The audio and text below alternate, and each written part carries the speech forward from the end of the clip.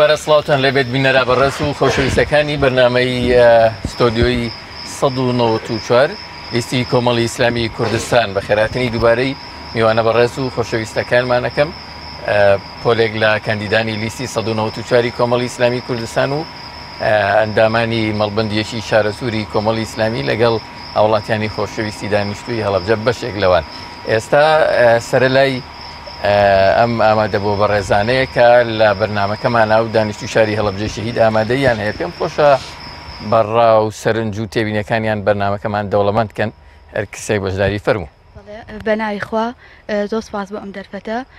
بەخێراتنتان دەکەم. زۆر سپاس. بەخێراتنی میوانە بەڕێزەکان و کاندیدە بەڕێزەکانەکەم. پشتیوانە خۆشم دەرئەبڕم بۆ لیستی کۆمەڵی ئیسلامی لیستی ١٩٤ داواکارم لە تەواوی خەڵکی هەڵەبجە بە تایبەتی کە بڕۆم بۆ سندوقەکانی دەنگدان دەنگ بدەن مافی خۆیانە. بۆچی بەشداری خەڵک بە پێویستە زانی؟ چونکە بەڕاستی تۆ 4 ساڵ جارێک مافێکە پێ ئەدرێ ئجا ئەو مافە بۆ لە خۆت زەوتەی بۆ مافی خۆت ینی بە هەدەر ئەدەیت و دەنگی خۆت نادەیت بۆچی کەسێکی دیکە بە ڕادەنگەکەی زۆر باشە لە ناو لیستەکانە بۆچی پشتیوانی لە لیستی ١٩٤ لیستی ١٩૪ ڕابردوویەکی باشی هەیە ڕابردوویەکی گەشی هەیە. ئێمە ڕابردوومان بینیوە و ئێستاشمان بینیوە کە ئێستا چ کارێک ئەەکەم بۆ کوردستان و بە تایبەتی بۆ هەڵەبجەش دەستخۆشییان لێ ئەەکەین و ئینشاءڵڵە ئایندێکی گەش و باشتریشیان لێ ئەبینین. من وەکو هەڵەبجەیەک بەڕاستی کە پارێزگای هەڵەبجە چەندین جار ئەم لێدوانە دراکە بۆ بە پارێزگا بەڵام بەداخەوە ینی هێشتا بە تەواوەتی نەچۆتە باری جێبەجێکردنەوە کە لە کاتێکدا هەڵەبجە بوو بووە هۆی ناساندنی هەرێمی کوردستان بەڕاستی کە بەداخەوە هەردوو دەسەڵاتی حیزب ئەم هەلەیان قۆستەوە و ئەو مڵکەی کە هاتە هەڵەبجەوە بەڕاستی بردیان بۆ خۆیان کە ئەو مڵکەی کە هاتە هەڵەبجە و ئەگەر بە تەواوەتی بۆ هەڵەبجە سەرف بکرایە بەڕاستی ئەبووە شارێکی نمونەیی ئەوە پارێزگایەکی نمونەیی لەوانەیە بگرە جادەکانی بوو بۆیە بە شوشە ئەوەندە ئەو پارەی کە هاتۆ بۆ هەڵەبجە. شتێکی کەش کە حەزم کرد لێرە ئاماژەی پێ بدەم بوونی گەنجە بەڕاستی وایان کرد لە گەنجان ئەوەندە ژیانیان گوشی گەنجانیان بێهیوا کرد لە ژیان گەنجانیان وا لێ کرد کە بڕوا بەرەو دەرەوەی وڵات. زۆر باش. ئێستا گەنج چی بکە باشە بۆ ئەوەی ژیانی باشتر بێت لە داهاتوە؟ دەنگی خۆی بیا ئێستا و ئەو کاندیدە و ئەو لیستی کە خۆی ئێوێ و ئەزانێت ژیانی لەناو ئەواندا بەڕاستی بەدەست ئەهێنێت دەرفەتە لە دەست نەدا بۆی بتوانێت ژیانێکی ئاسوودەی هەبێت ڕوونەکەن لە دەروی وڵات کە بۆکو ئەوی بینیشمان زۆربەی زۆریان لە دەریای ئیزەدا خنکان یاخود لە شوێنێکی دیکەدا قۆڕکران و دەرەوەی وڵات سوودیان لەم هەلە بینی سوودیان لە ئەزمون و کارەکانی گەنج بینی کە لە کاتێکدا ئێمە نەماتوانی ئەو کارە بکەین. زۆر سپاس بۆ بەشداریکردنتان. چیتر بەشداریمان لەگەڵاکە فەرموو؟ ئەگەر هەستی تەسەر پێ بۆی کامێرەکە پیشانت بدا. سپاس. بسم کاکە عەباس بەخێراتن دەکەم زۆر سپاس بەرنامەکە لێکم بەخێراتنی کاندیدە بەڕێزەکانەکەم ئومێدمان پێیان هەیە ئینشاءڵڵا سەرکەوتوو ئەبن بە دوعاکانمان ئینشاءڵڵا دایم ئەپارڕینەوە وایان لە خوای گەورە کە سەرکەوتوو بن هەر سەرکەوتوش بوون ئەگەر دەنگی پێویستیش نێن ئەوان ئومێدێکتان بەم کاندیدانە هەیە؟ ئومێدمان پێیان هەیە چکە ڕابردوومان بینیون ڕابردوو کارەکانیان ئەوەنە پاک و نەزیه و جوان ئەوەنە دەستپاکن ئەوەنە دەستپاک و دەمپاک و داوێن پاکن ئینشاءڵڵا لەمە دوای هەروە ئەبن چونکە هەڵگری بەرنامەی خوان هەڵگری قورئان و سنەتن ئینشاءڵڵا ئێمە شەر ئەو چاوەڕوانیان لێکەین. اینجا من پەیامم هەیە بۆ خەڵکی کوردستان فەرموو. پەیامم هەیە بۆ خزمان بۆ هاوڵاتیانم بۆ هەموو مامۆسایانی هاوڕێم بۆ هەموو خەڵکی کوردستان کە ئەم هەلەی کە نۆ لە بەردەستمانایە بتوانین گۆڕانکاریەک دروستکەین. یعنی هەموو دەمی هەر کەسێک بکەیتەوە سەیرەکەی هەمووی بێزارە هەمووی بێتاقەتە هەمووی گلەیی هەیە ئەگەر گلەی و هەیە دەوەرە ئەوە تا چۆن چارەسەری ئەم بێتاقەتیە بکەین ئەم گلەیانە بکەین؟ بەدەنگدان ئەتوانی. بۆچی من مافێک خۆمە لە کوردستانی خۆما بتوانم دەنگ نەیەم کابرا لە ئێرانەوە بێت بەمانی 2 ملیۆنی من دەنگ بدات لە عەرەبستانەوە بێت بە پارەی من دەنگ بدات ئەی بۆچی من دەنگ نێن؟ ئەی لە بەردەمی خوای گەورە بەرپرسیار نین ئێمە کە خۆمان ناتوانین ئەم کۆمەلگای خۆمان بگۆڕنی لە کاتێکە کە ئیرادەشمان هەیە خوا حیڤنێ ئیرادەی خەڵکێک بکڕێت بە 200,000 ڕاست 200,000 کە تۆ مافت هەیە مانی ملیۆن بەرەو ژوور وەرگری چۆن بە 200,000 یعنی ئەخەڵەتی زۆر ناخۆششتی زۆر سپاسی بەشداری بوونەتەکەم مەمنونم یەک پەیامی کەشم هەیە زۆر بەخێرایی پەیامەکەی تر معاناتەکانی مامۆسایە چکە من خۆ مامۆسام لە سێکتەری پەروەردەوە قساکەم مامۆسا وای لێ هاتوو لە ماوەی 4 ساڵی ڕابردووە مامۆسا نانی ماڵانیە کرد یعنی ئەمە زۆر عیبە بۆ حکومەت کە مامۆسایەک نانی ماڵان بکات ئاخر سەرۆک تۆ چیت لەوێ والله ئەبوایە هەر شەرمەزاری دنیابی کوشتیتانەکەی قیامەت ئەوە مامۆسا کە مامۆسا ئەچێتە پۆلۆ تەلەبەکانی برسین کە مامۆسا ئەچێتە پۆلۆ ئاگای لە یعنی لە بژێی مناڵەکانی خۆیەتی نازان چۆن تەلەبە برسێتی ئەینەری بۆ حانوت ئەڵێ مامۆسا ئەگری پارەم پێێنێ بە 3 مناڵ 250مان پێ چۆن بتوانین خەرجی یعنی ئەمانە هەمووی معاناتن پۆلەکانمان شپرسن مەکتەبەکانمان ئەوەنە قەرەباڵخە ناتوانین دەرسی تیاوەرگرن یعنی ئەمە حکوومەتێک نییە کە زەویەکەی پڕە لە نەوت کە هەمووی کانزایە کە هەمووی ئاڵتون وەرەکە کاتی زیاترت بدەمێ کاتم زۆر کەمە داوای لەگەلەیمان زۆرن حکوومەتەوەی خی گەورە چاکیکای خی گەورە چاکیکای خی گەورە دوعاکانمان لێوە برایان ئەو مایکەمان بدەنێت فازەخەنەوە سپاس فەرموو کاک بسم الله الرحمن الرحیم دەستخۆشی لە جەنابتەکەم مامۆستا عەباس بە بەخێرهاتنی ئەو برا خوشکە بە ڕێزانەیەکەم لەگەڵ ئەمان هیوای سەرکەوتنیان بۆ خوازم زۆر سپاس من داوام وایە بەڕاستی لە خەڵکی هەرێمی کوردستان فرسەتێکی زێڕین لە بەردەمایە ئەگەر ئەتەوێ گۆڕانکاری بکەی فەرموو دەست پێ بکە ئەوە سینۆ لە بەردەممانایە و ئەو معاناتە زۆرەی کە لە بەردەم تا بۆ چەند ساڵە و کە بڕیارت دابوو گەندەڵکاران سزا بدەی ئەوە لە بەردەم تایە کاکە فەرموو سزای بدە بە دەنگێک کە جاران خەڵک قوربانیکی زۆریەدا ئێستا ئاسانترین شێوە توانی سزای ئەوانە بدەیت و من داوام وایە لە خەڵکی هەرێمی کوردستان دەنگ بدەن بە لیستی 1994 کۆمەڵی ئیسلامی ئەو کاندیدە بە ڕێزانی کە هەڵبژێراون ئێمە سێقم متمانی تەوامان پیانە کە بەڕاستی هەمیان ڕابردویان پاکە و ئێستەیشان پاکە و ئینشاڵڵا داهاتوویشان پاکە بێ و هەمیشە داکۆکارێکی سەخت بوون لە سەر مافی ڕەوای گەلەکەمان و هەرگیز مزایدەی سیاسی و ئابووری هیچ شتێکیان نەکردووە هەرگیز تەنازولیان نەکردووە و زۆر کات و بەڵێم هەموو کاتێک بەڕاستی وازیان لە مافی شخصی و بەرژەوەندی حیزبی ئەوانیان هێناوە لەبەر خاتری ئەم میلەتە من ئەوەنە ئەڵێم ئەگەر کۆمەڵی ئیسلامی بە داهاتێکی کەمی خەڵکی توانی بێتی بەرنمەیەکی چاکی وەکو بەرنامەی بەخشین وەکو نەخۆشخانەی بەخشین وەکو ئەو شتانی کە دیارە یعنی خزمەتی خەڵکی پێ بکە بە داهاتێکی زۆر کەم کە لە چاو ئەو دەسەڵاتە زۆری کە ئەوان هیانە بە پارە و داهاتێکی زۆر نەک خزمەتی خەڵکیان پێ نەکرۆ بەڵکو داهاتی خەڵکیشان دزیوە لە بەرامبەرە ئێستا بە پارێکی کەم بێوێت ویژدانی خەڵکی بێوێت شەرەفی و شخصێت و کەرامەتی خەڵکی بکڕێت بە 200,000 بە 100,000 بەشەنێک ئەگەر من بۆیە لێرەوە داواکەم ئەو خەڵکە بەڕاستی دەنگدن بە کاندیداتی کۆمەڵی ئیسلامی من شتێکە لەم هەموو کاندیدەکانی کۆمەڵی ئیسلامی بەڕاستی شیاون بۆ شوێنانە بەڵام تاکە نمونەیەک باسە یعنی من لە سێکتەری پەرۆدا مامۆسایەکم خاوەنی 21 ساڵ ئەزمموی کاری پەرۆدەیم کاتێک کە قوتابیم لە دواناوەندی عربەت خۆم شایەتە دەم ئەو برابەڕێزە مامۆستا عومەر گوڵپی کە خانەوادەکان لەوێ بوو دوو برای خی گەورە بە شەهید قوبڵیان کا دوو برای لە ئەم لە سوورەکە لەوێ گیران و بردیان بوێ بە شایدی ئەو خەڵکە هەمووی ئەوان خاوەنی شخصیت و ئەخلاقێکی پاک بەس لەبەری دیندار بوون و گیران بران بووە و ئەو خانەوادانە ماوەی قاچاق بوون نانوێرە دەرکەون لەبەر ستەمی باس و ئێستا ئەو برابەڕێزێک کە لەوێشە من زۆر خەڵکیشم دواندووە کارەکانیشم بینیوە هەمویان ینی مامۆستا هەورامان گەشتێنەی و ئەوانی کان کاکسۆرە ئەحمەد هەمویان خاوەنی کەسایەتێکی چاک و سەرکەوتون ئومێدوارم ئینشەڵڵا سەرکەوتوو بن زۆر سپاس کە کەسێکی ترتان بەڵام بە کورتی کاتم کەمەوە باشە مەمنونم زۆر سپاس بەنای خۆی بەخشەوە میێرەوان بە خێرەتنی کاندە بەڕێزا کانەکەین و هەروە میوانەکانیش بە خێرەتنیەوە شەکەین من وەک مسڵمانێک هاتووم پشتیوانی خۆم دەربڕم بۆ لیستی 1994 کۆمەڵی ئیسلامی و داواکارین کۆڵ نەدن و بەردەوام بن و ئێمەش پشتیوانتانین و داواش لە مسلمانانەکەین و لە خەڵکی هەرێمی کوردستانەکەین پشتیوانیان بن و دەنگیان پێ بدەن و پشتیان بگرن بۆی کەوا ئەو کار و بەرنامانەی کە ئەیانەوێت جێبەجێکەن بتوانن جێبەجێ بکەن. زۆر سپاس مەمنونم مامۆستا فەرموو. سەرەتا بە ناوی خی گەورە بە خێراتنی ئەم کایندا بەڕێزانەوەی بە ڕێزی شەکەم سپاس من لیستی کۆمەڵی ئیسلامی دروشمێکی هەیە کۆڵ نادەین بەردەوامی بڵێ ئێمەش با نەبین بە حیزبەکانی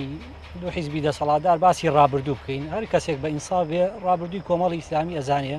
ئەو ئەندام پەرلەمانانە ئەو بەڕێوبەرە گشتیانە بەڕێوبەری ناحیەوانە ئەوەی کەسێک ئینسافیە بێت و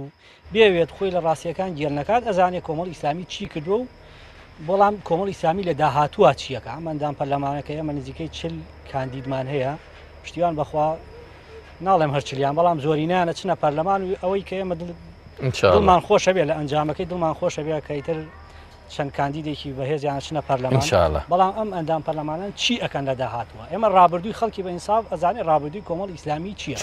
پرسیارێکشم بۆ مامۆستا عومەرێ مامۆستا عومەر وتی سیستەمی ئیداری ئەم وڵاتە وا تێک چووە گەر پارەش هەبێ چاک ناکرێت ئایا کۆمەڵ ئیسلامی ئەتوانێت بە پرۆژەیەک لە پەرلەمان بۆ ماوەی 4 ساڵ بتوانێت ئەبوو سیستەمە ئیداریە چاک بکات پرسیارێکیش بۆ مامۆستا هەورامان بە حکمەوەی خۆم مامۆسام لە خوێندنی ئیسلامیە خوێندنی ئیسلامی لە ئێسادا خەریکە بەرە و لە ناوچوو نەچێت پۆلی وا هەیە هەشتا دەرزی هەیە ئایا مامۆستای شەڵاگەر چووە پەرلەمان چی ئەکەن بۆ خوێندنی ئیسلامی خوێندنی ئیسلامی تەرەفێت دەستان خۆش زۆر سپاس کەسێک پرسیارێکی هەبێ بە خێرایی سپاس دوایی با بچینەوە لای ئەم بەڕێزانە فەرموو دەستخواشی بەرنامەکەتان لە یەکەم بەڕاستی کاندیدا بە ڕێزەکانەکە هیوای سەرکەوتنەوە ئەو ڕوونکردنەوەم لە دکتۆر هەورامان ئەوەیە کە ڕوونکردنەوەیەکی کورد بدا لەسەر هەڵبژاردن لە ڕووی شەرعەوە یعنی هەندێک کەس لەوە تۆراوە کە ئەڵێ هەڵبژاردن حرامە و یان ناچم بۆ هەڵبژاردن خۆ من دەنگ بدەم یان دەنگ نەدەم دەنگەکەم بۆ لایەنێکی کە یەک ڕوونکردنەوەی کورتمەوە زۆر سپاسی بەشداریتانەکەم کاتم کەمەوە داوای لێبوردنەکەم زۆر سپاس کە ڕوونکردنەوە و پرسیار و بەشداریشی کاراتان کرد مەمنونم دێمە لای ئێوەی بەڕێز کاتێکی کەمم ماوە بۆەوەی کە بەشی هەمووتان کا بە تایبەتی کاندیدا بەڕێزەکان مامۆستا هەندێک پرسیارە ڕاستی تۆکرا من پرسیارەکەی خۆم پێشەخەم بۆچی دەتەوێت بۆ خولی پێنجەم ببیتەوە بە ئەندامی پەرلەمانی کوردستان باشە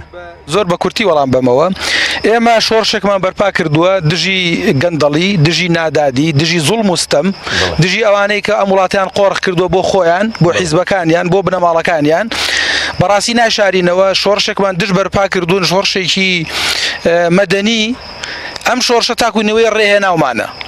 ئێمە ئەمانەوێ بەردەوام بین ئێمە کۆڵ نادەین بەڕاستی دروش بی ئێمە ئەوەیە کە کۆڵ نادەین بەردەوامین بەڵام چۆن بەردەوام بین کاتێکە متمانەی میلەتەکەی خۆمان بەڕاستی بەدەست بێنین بۆیە ئەگەر ئەو میلەتەی خۆمان ئەوەیە کە ئێمە هەڵوێستەکانمان بەردەوام بێت دڵیان بە ئێمە خۆشە تاوەکو ئەم شۆڕشە سەر بگرێ بەردەوام بێت تاوەکو خەڵک بگاتە مافە ڕەواکانی خۆی با متمانەمان پێ بکە ئێمە خەڵکێکی بەڕاستی ئەزمون کراوین ئیستیغلالی منسەبەکەی خۆمان نەکردو بۆ خۆمان بەڕاستی سادق بووین لەگەڵ خەڵک ڕاستگۆ بووین لەگەڵ خەڵک ئێمە دزیمان لە خەڵک نەکرد ئێمە ماڵی خەڵکمان نەخوارد ئێمە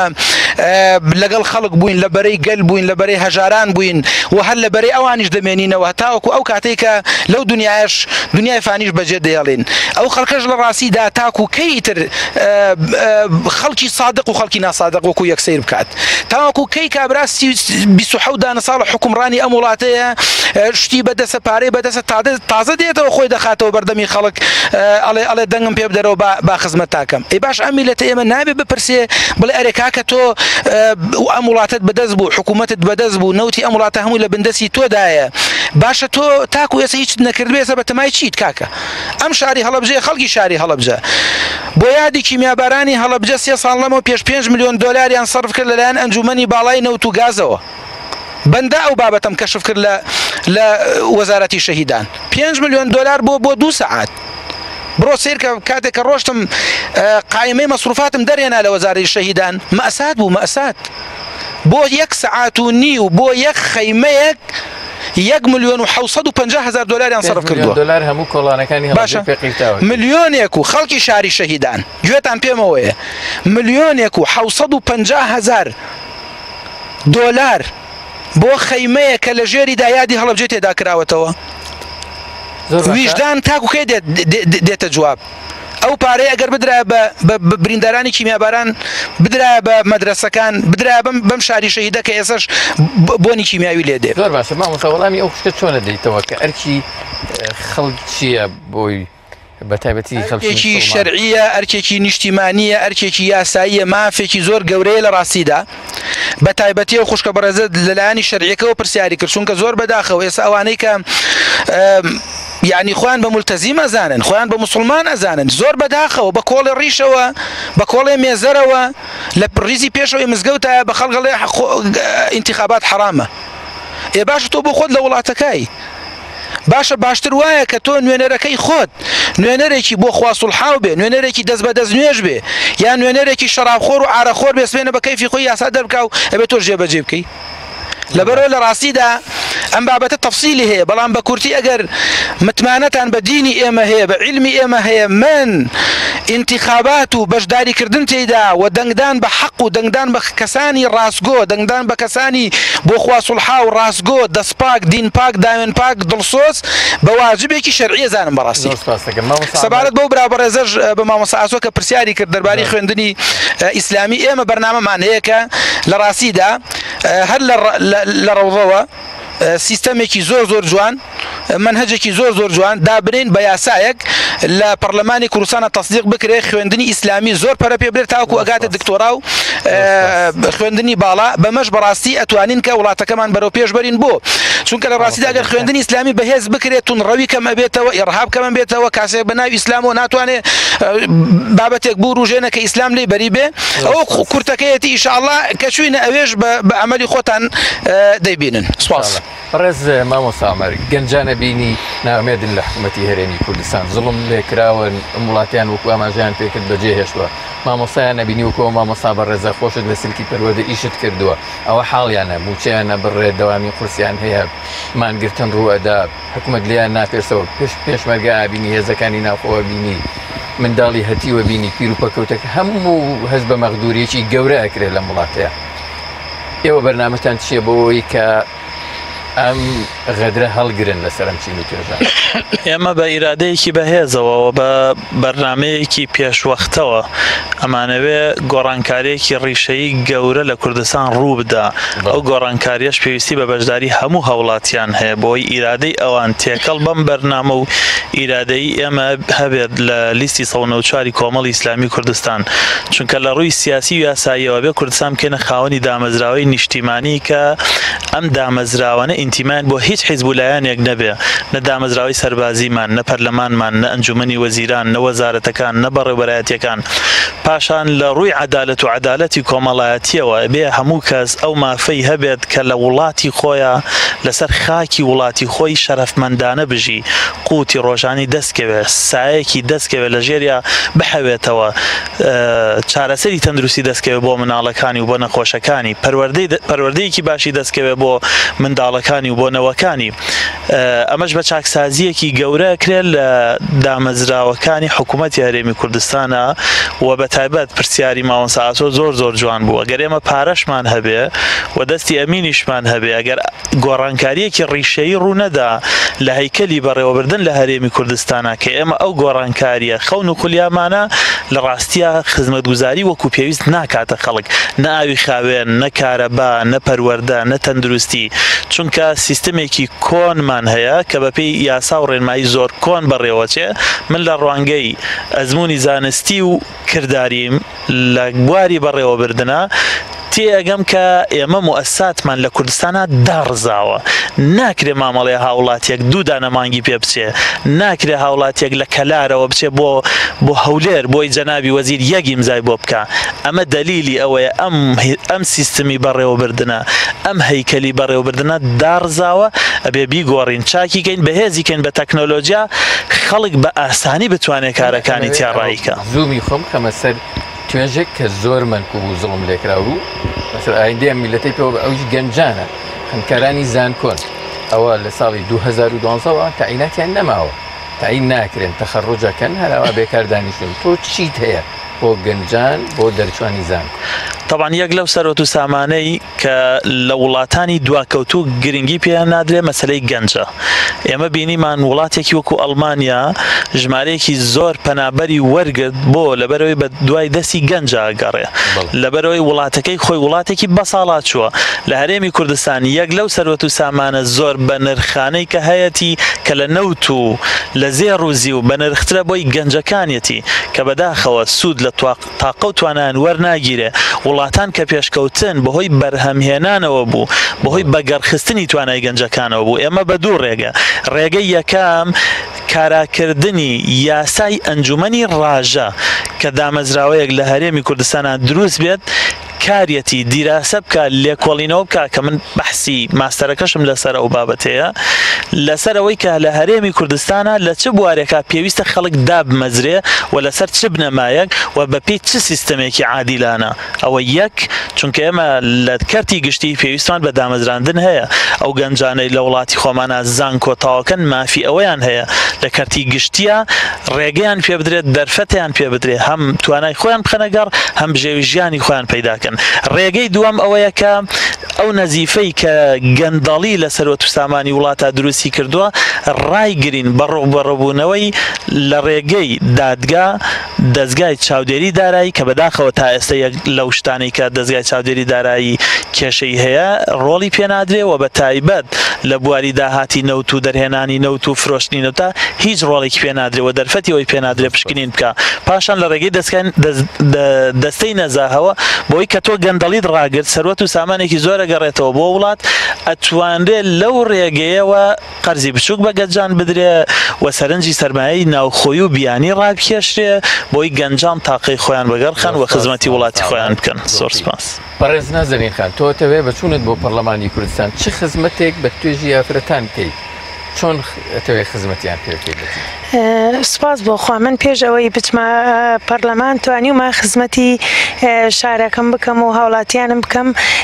ئێسش بە پشتیوانی خوا ئەمەوێت کە بچمە پەرلەمان بە تایبەتی ڕۆڵی ئافرەتان کە کاری تیا بکەم و چونکە خۆم یەکێکم لە بواری چالاکوانی ئافرەتان، ئەمەوێ ئافرەتان زیاتر بەشداری پێ بکەین لە ناوەندە حیزبیەکان و لە ناوەندی حکومیە و زیاتر هۆشیاریان بکەین کە بتوانن لە کایە سیاسیەکانە بەشدار بن و بێنە دەرەوە و هەلی کاریان بۆ بڕەخسێنین. شەرت نیە ئێمە هەلی کار تەنها لە ڕێی حکوومەتەوە بیان، ئێمە توانین لە ڕێی کەرتە تایبەتەکانەوە بە تایبەتی یەکەم هەلی ئێمە لە هەڵەبجەی شەهیدا دروستمان کرد، هەلی کار بوو بۆ خوشکان، توانیمان کردنەوەی نانەوەکانی هەڵەبجە لە پرۆژەی ڕێکخراوی خوشکان بوو دەستمان پێکرد. سوپاس بۆخوا ئیسە چەنەها نانەوە کراوەتەوە کە بە نانی هەورامی بەناوبانگە. ئەوە پرۆژەی ئێمە خوشکان بوو، چەنەها پرۆژەی باشمان لایەکە ئێمە بتوانین پێشکەشی کەین بە هاوڵاتیانمان. بەڵام من وەکو خۆم وەکو ڕۆڵی ئافرەت حەزەکەم کاری تیا بکەم بۆی شان بەشان لەگەڵ براکانیان بێنە مەیدان و کار بکەن و لە کاری سیاسیە سڵ نەکەنەوە، چونکە ئێمە کاری سیاسی بە کاری دینداری دەزانین. تەنیا ئەوە نییە کە بێتە وەکو دەوائیرێ کار بکەیتەوە و بڕۆیتە، چونکە ئێمە ئافرەتان پەروەردەی مناڵمان لەسەرشانە، ئەبێ ئێمە ئاگاداری پەروەردە و گەنجانمان بین، لەو بوارە کار بکەین کە من بواری خۆم بۆ کارم تیا کردەوە لە 2001ەوە 1500 مناڵی شارەکەم لە پەروەردە پێگەیانەوە خزمەتم پێکردوون، یعنی چەنەها بواری ترم بینیوە. بۆیە حەزەکەم ئافرەتانمان لەوە سڵ نەکەنەوە کە بێنە مەیدان و کار بکەن، بە تایبەتی ئافرەتە گەنجەکانمان کە زانکۆیان تەواو کردووە و قوتابخانە تەواوەکەنیان، ئافرەتەکانمان لە زەواج دواکەوتون، ئێمە بتوانین موچەیەکیان بۆ ببڕینەوە، یا ئافرەتەکانمان کە بێوەژن و مناڵی هەتیویان نییە ئێمە بتوانین هەلی کاریان بۆ بڕەخسێنین، یان ئەو موچەیە کە جاران هەیەیان بوو وەکو بێوەژنانە ئەدراپیان، ئێستا ئەوە لەوە چێت چەند ساڵێکە نەدراوە کە 150,000 هزار بوو ئێمە بتوانین ئەوانە بگێڕینەوە بۆ ئافرەتانمان بۆ کچەکانمان کە لە زەواج جوا کەوتون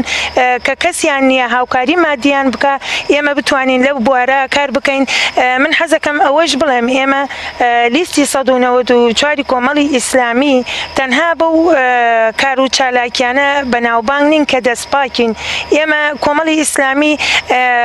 بۆ هاوڵاتیان سەلماندی وازی لە وەزارەتەکانی هێنا و لەبەر بەرژەوەندی خەڵکەکەی لە حکوومەت هاتە دەرەوە لەبەرەوەی لەگەڵ مامۆچینی مامۆستایان و گەنجان و هاوڵاتیانە بێ کە موچەیان کراوە بە پاشەکەوت و شەیان جاران 4 مانگجارێ 5 مانگجارێ هاوکاری ئەکران هاتە ناو جەماوەر و لەگەڵیانە شان بەشانی ئەوان وازی لەو پلە و پۆستەی خۆی هێنا و پارەی وەزارەتەکان یعنی بەرپرسەکانمان بڕا ئێمە شان بەشانی ئەوان داکۆکیمان کردەوە لە مافی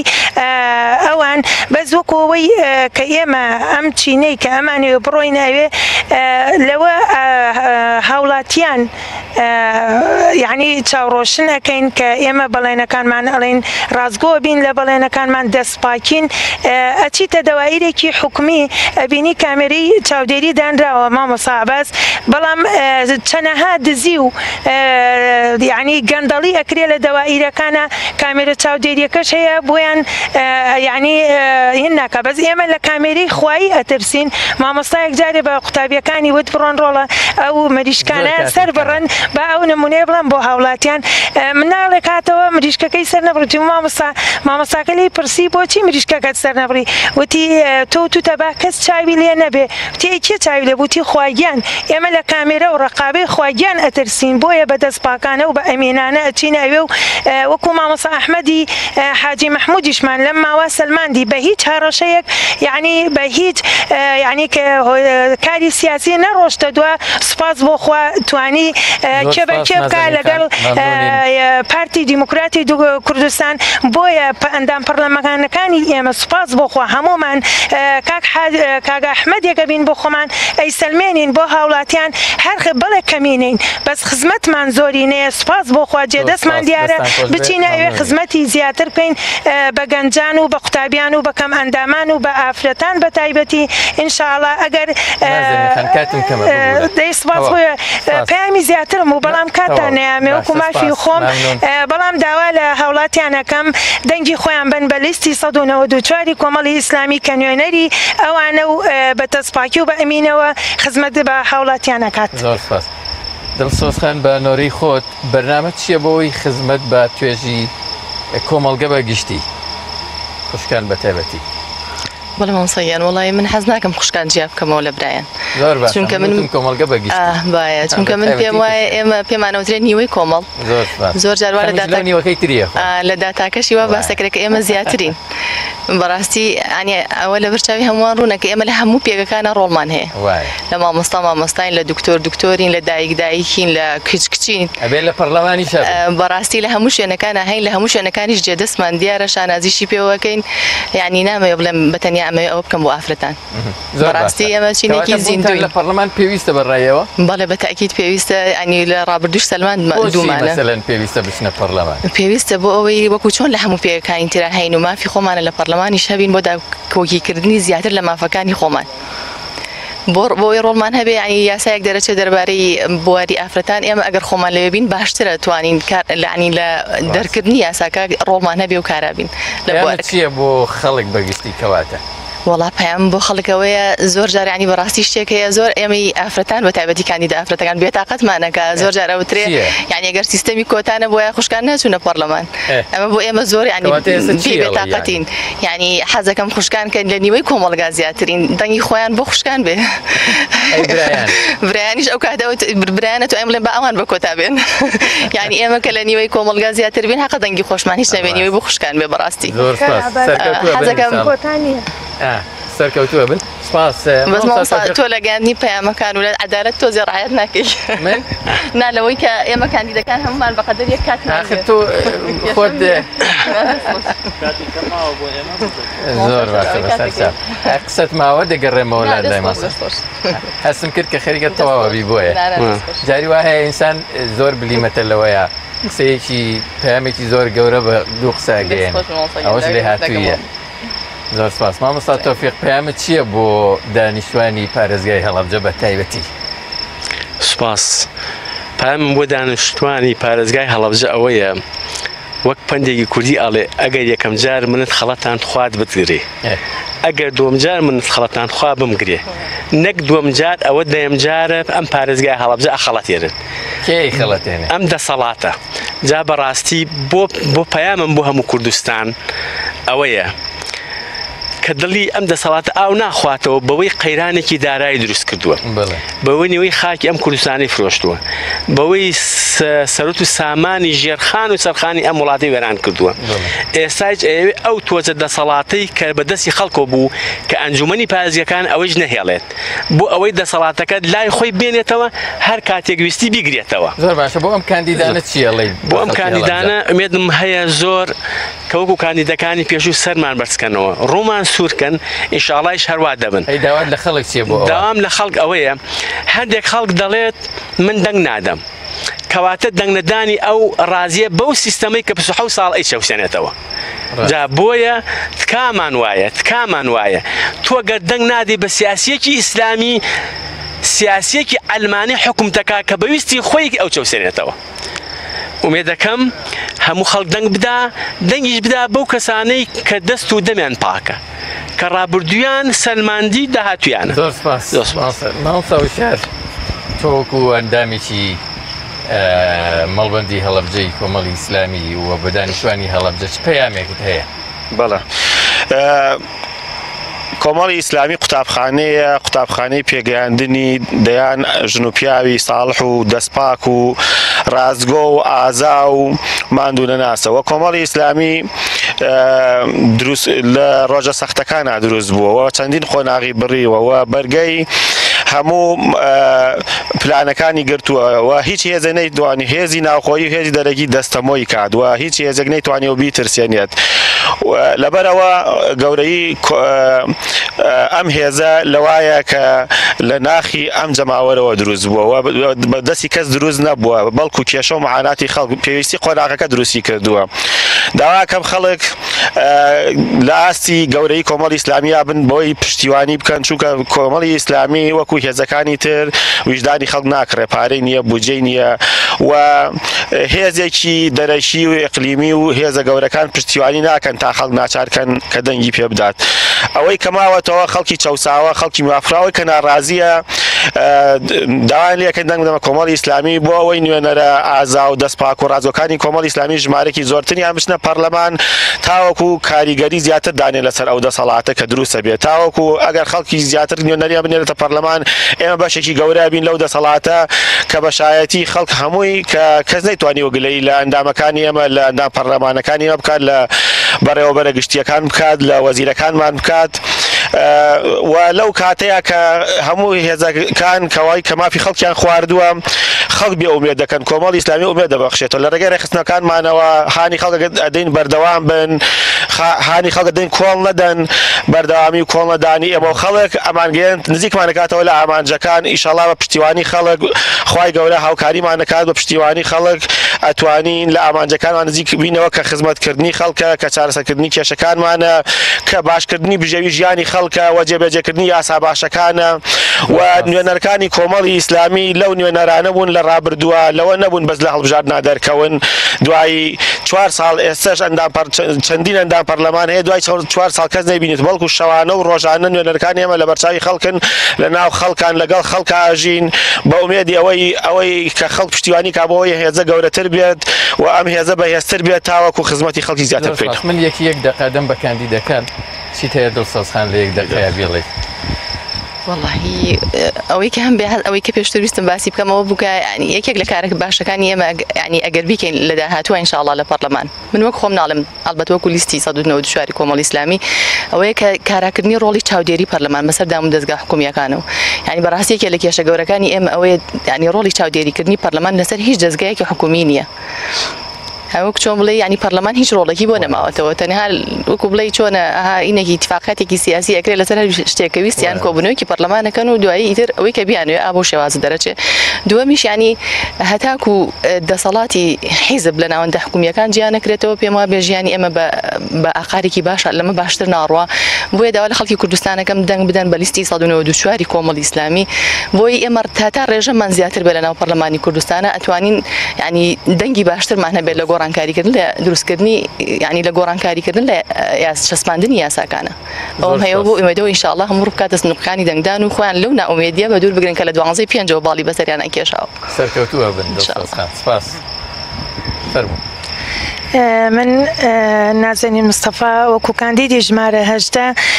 داوا لە جەماوەر مەکەم خۆیان بسەلمێنن چونکە مافێکی شەرعی خۆیانە دەنگدان شایەتیدانە بۆ قیامەت بچنە سەر سنووقی دەنگدانەکان و دەنگ بن بە لیستی 1994 کۆمەڵی ئیسلامی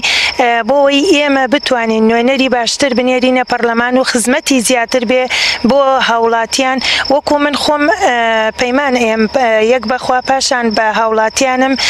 هەموو هەوڵێکی خۆم بخەمەگەر بۆ چەسپاندنی دادگەری و دابینکردنی مافەڕەواکانی خەڵکەکەم و خۆشگوزەرانی بۆ هاوڵاتیان و گەڕانەوەی موچە بە تەواوەتی لابردنی سیستەمی موچە یعنی سیستەمی پاشەکەوتکردنی موچە لە مامۆسایان و فەرمانبەران یەکێ لە کارە سەرەکیەکانم ئەوە ئەبێت و خستنەگەڕی دەستەی نەزاهە بەسەر پەرلەمانەوە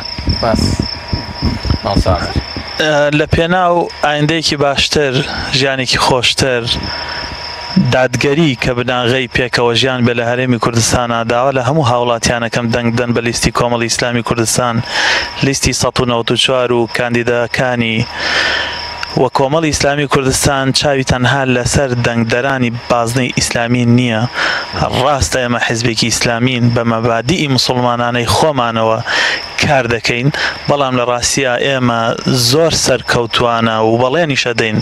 بە دڵسۆزیمان ڕێز لە متمانە و دەنگی هەر هاوڵاتێک بگرین لە کوردستانە کورد و تورک و ئێزیدی و موسڵمان و ئیسلامی و علمانی بەبێ جیاوازی هاوڵاتی لای ئێمە هاوڵاتیە مافی ئەوەی هەیە ژیانێکی باشتری هەبێ لە کوردستانێکی باشتر و بەهێزترا بژی زۆر سپاس من زۆر بە کورتی ئەڵێم لە ڕاستیدا بە هاوڵاتیەکانی خۆم بە سەرجەمگەلی ستەم دیدەی کوردستان دەڵێم ئێمە لە ڕاستیدا لە ماوەی خولی چوارەمی پەرلەمانی کوردستاندا بۆ ئێوە ژیاین لە پێناوی بەرگریکردن لە مافەکانتان من وەکو خۆم 55 ڕوبەڕووی مەرگ بوومەتەوە لەلایەن ئەو دەسەڵاتەوە دەستگا ئەمنیەکانیان هیچ تەنەزولێکم لە مەبادیئی خۆم و لە هەڵوێستەکانی خۆم نەکردووە ئێمە بۆ ئێوە ڕوبەڕووی مەرگ بووینەوە ئەگەر ئەتانەوێت دەنگەکانمان زوڵاڵتر بێ سنگمان قورسایی زۆرتر بێ متمانی خۆتانمان پێ بدەن بۆ ئەوەی ئەم هەڵوێستانە پەرە پێ بدەین تا ئەو کاتێک کە خوای پەروەردگاری ڕەحمان پێکا و ئەو میلەتە ڕەشوڕوتە ئایەکی ئازادی هەڵ ئەمژێ و بە مافەکانی خۆیەگات زۆر سپاس لە کۆتایی بەرنامەکەمان زۆر سپاسی بەڕێز دکتۆر هەورامان گەچێنەی کاندیدی ژمارە 10 لە لیستی 1994 کۆمەڵی ئیسلامی کوردستان بەڕێز عومەر گوڵپی کاندیدی ژمارە 8 لە لیستی 1994 کۆمەڵی ئیسلامی کوردستان نازەنین مستەفا کاندیدی ژمارە 18 لە لیستی 1994 کۆمەڵی ئیسلامی کوردستان و بەڕێز دڵسۆز مەحموود کاندیدی ژمارە 9 لە لیستی 1994 کۆمەڵی ئیسلامی کوردستان هەروەها بەڕێزان تۆفیق مستەفا و بەڕێز مامۆستا هۆشیار کە لە مەڵبەندی یەکی ڕێخستنی کۆمەڵی ئیسلامی کوردستان لە هەڵەبجە لێرە لەگەڵمانە ئامادە بوون و سوپاسی ئەم خوشکبرا بەڕێزانایەکەم کە لێرە لەگەڵمانە ئامادەیان هەبوو عەزیەتیان کێشا بەرنامەکەیان جوان کردین سوپاس بۆ هاوکارانم لێرە لە پارێزگای هەڵەبجە کە لە دەرهێنان و کامێرە و کۆنتترۆل و کارەبا و ئەو ستافە جوانی کە لەگەڵمان بوون عەزیەتیان کێشا سوپاس بۆ هاوکارانم لە کۆنتترۆلی مەرکەزی لە شاری سلێمانی کە لەوێ ماندوو بوون سوپاس بۆ تەواوی ئەو بەڕێزانی کە لەگەڵ بەرنامەکە هاوکاریان کردین بە تایبەتی برانی مەڵبەندی هەڵەبجە ڕێخستن کە لەگەڵمان ئامانوو بوون تا بەرنامەیەکی تر بەخوای گەورەتان ئەسپێرین شاد و سەرکەوتوو بن باتان لەگەڵ سوپاس بۆ ئێوەی بەڕێزی هەموو لایەکتان جەنابە